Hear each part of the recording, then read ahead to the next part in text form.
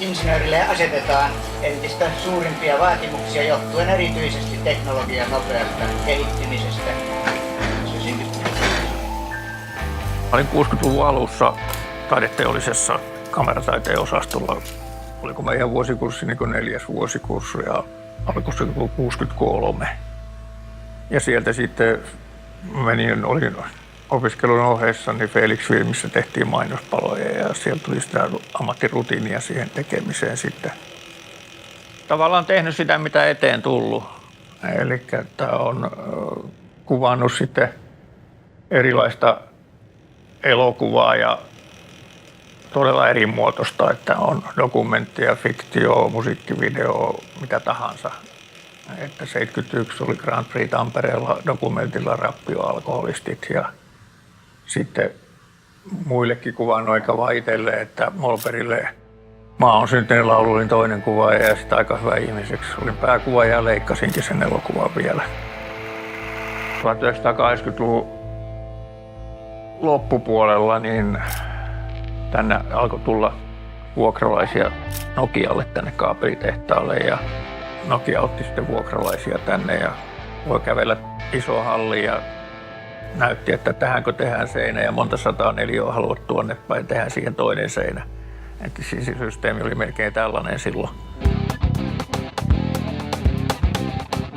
Tehtiin aika paljon niitä musavideoita sitten, niin kuin Raptorin videoita juuri. Että käytävää juostiin yksi biisi läpi koko ajan vaan yhtä käytävää pitkin esimerkiksi. Ja tuolla oli kovassa käytössä, sitten oli myös tuo alahalli, että sehän on ihan erinäköinen nyt mitä se silloin oli. Että siellä oli kiskot kiven lattiassa ja kaiken näköistä. Kuustosen kaktusviinaa kuvattiin siellä yläkerroksessa ja kyllähän se pidettiin huolta, että oli sammutusvälineet, mutta siellä oli niinku oikein nuotio iso Vilmipurkin päällä, missä Kuustonen sitten kitaraa soitteli sen edessä.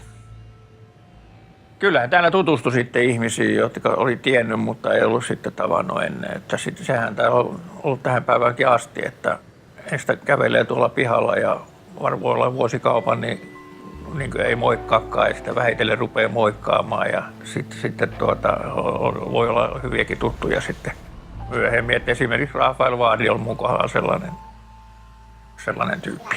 Ihminen on jollain tavalla entistä ahtoilla. Insinööri ei pysty suunnittelemaan ja ohjaamaan tätä omaa järjestelmää, ellei hän ymmärrä myös ihmistä. Sen takia voisi olla ihan hyvä ajatus kokeilla joskus esimerkiksi. Sittenhän tämä kehitys on ollut aika hurjaa, että on ollut erilaista kasettia ja täälläkin on kasetteja niin kuin pilvin pimeä, ei olla enää kaikkia koneitakaan olemassa, millä voisi niitä ajaa. Se on nykyisen kaiken muun tekemisen ohella on se, että siksihän sitä sitten tuppaa jäämään se niin kuin, että tekee sitten kun kerkeä ja se olisi loputon työmaa käydä niitäkin läpi ja etsiä sieltä jotain kuitenkin, joka tekisi mieli digitoida sitten ja jättää niin kuin nähtäville historiaankin.